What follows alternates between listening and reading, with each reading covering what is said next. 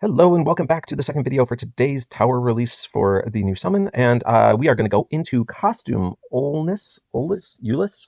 Anyway, point is, this guy used to be a very popular character when he first released. Let's see if getting a costume update will put him back in the relevancy area.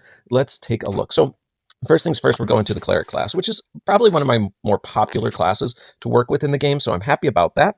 A reminder of what our magic family bonus is. It is going to be a bonus for 1, 2, or 3 heroes with a 50, 75, or 100% chance to cast a plus 5% mana generation stack on a random ally when this hero casts their special skill. Max stack of 10. So that's interesting, but when we look at family bonuses nowadays, it's definitely fallen off a bit. It's just an older family bonus. All right, so moving on down, we've got in our passives department, damage on special skill. When this character casts their special skill, they have a 60% chance to deal 150% damage to all enemies. If the special skill is fully charged, the chance is 100%. So, depending on how much charge you give in to this person, he's either going to have a 60% chance to hit everyone for 150 or just guarantee hit it with the second tier. Kind of fun. Then down here, we have stack on special. When this character casts their special skill, all enemies get negative 7% mana generation stack. If the special skill is fully charged, all enemies get 2 stacks.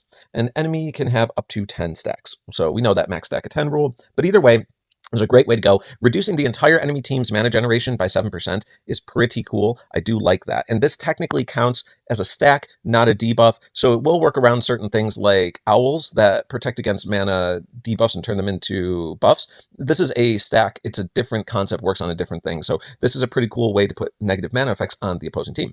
All right. Then we also have weaker Mega Minions passive. This is a very popular passive. That negative 75% health to Mega Minions is very impactful in the game. And if you're going up against Mega Minions, it can make all the difference in the world. So that's a great passive as well. Over here in the Aether Power department, we are going to be looking at damage reduction. This is a pretty solid way to go for an Aether Power. So for the first 6 turns, negative 10% damage received. You can't complain about taking less damage. All right, so down into our special, what are we looking at? We have Scroll of Navigation.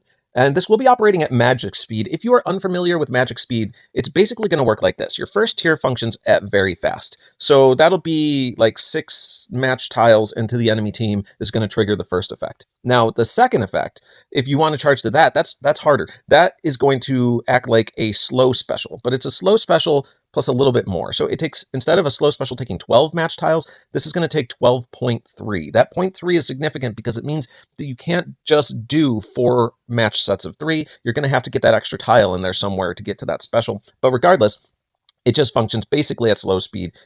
Just keep that in mind. All right, so what are we getting out of these charges? Let's take a look. First charge is going to summon an enchanted sigil for each ally with 16% HP and 25% attack inherited from the caster. It's not a very beefy minion, keep that in mind. When summoned, the enchanted sigil minion gives a small amount of mana to its owner as long as the owner has the enchanted sigil minion. This effect can't be dispelled. So at the end, probably at the end of each turn, I'm guessing, it's going to give a little bit of a mana boost to anyone who has this minion. That's kind of fun. I do like being able to increase mana in your team, so he is a mana manipulation character operating it very fast. So at the beginning of the fight, you can get these minions up, hopefully before their specials go off, right? Give these minions a couple turns to sit there, boost your mana up faster than them, allow you to push your specials out a little bit quicker. That's a nice way to kind of use this guy. On the second charge, however, what's he doing there? He is doing summon a cursed sigil fiend for all enemies. The fiend damages the target with 120% attack each turn. The cursed sigil fiend absorbs healing and disappears after absorbing a healing amount up to 70% of the target's max health. The caster steals 45% of generated mana from all enemies. This effect lasts as long as the target has cursed sigil fiends. The effect can't be cleansed, but gets removed if the caster is defeated. Okay, so this guy is interesting, and I say this because his second charge. Let's talk about this. 120% attack from these fiends is not bad, right? Think about them doing basically a little bit stronger than a slash damage to all enemies each turn from these fiends. Not bad. But then on top of that, these guys take 70% healing to cleanse off. That's a lot. Think about it like this. The Mega Fiends, Grovert, for example, or the Fishman from, Ukanon's family. Anyway, point is, they both put Mega Fiends on the target that require 70% healing to clear. This guy's Fiends also require that 70% healing to clear. These are like little Mega Fiends for the entire opposing side. Understand that these are very strong Fiends. Now, granted, this is operating at slow, but if you get there, understand that it does say that the caster steals 45% of generated mana from all enemies. This effect lasts as long as the target has cursed sigil fiends. This effect can't be cleansed, but gets removed when the caster is defeated. The way they word that is very interesting. I don't know if that makes a ton of sense to me because it says that the caster steals 45% of mana from all enemies, right? So then he's stealing that. This effect lasts as long as the target has cursed sigil fiends. So I guess what they're saying is as long as one of the opposing enemies has one of these fiends on them, 45% of their mana generated goes specifically to Ulius here.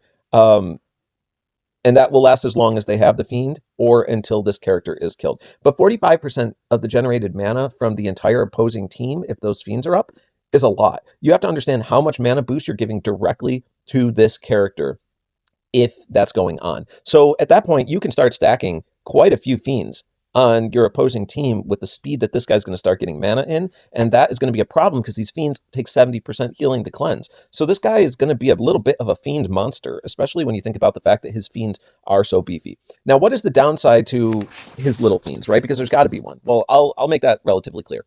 They are regular fiends, which means that they can be cleansed with any effect that says destroy all fiends from your allies, right? So there's a bunch of healers recently who have been released with that sort of effect that happens before they even heal. They are going to wreck this guy. They are going to take all of his big beefy fiends and just get rid of them. But if they don't bring a character like that, these fiends are going to be very difficult to get rid of because they do function like little mini mega fiends, even though they don't get that category class. So pretty cool. Let's go ahead and give this guy a rating on a scale of 1 to 10. I'm going to say that this guy exists at a solid 8. I don't think he can possibly get to a 9, and it's probably just because he's an old character that they put an updated, stats on, etc. But the way that he works mana manipulation is pretty dang awesome. Like, he's either at his first fast tier giving you more mana for your team through his fiends, or at his second tier he's doing mana reduction to the opposing team by quite a bit, but it's hard to clear.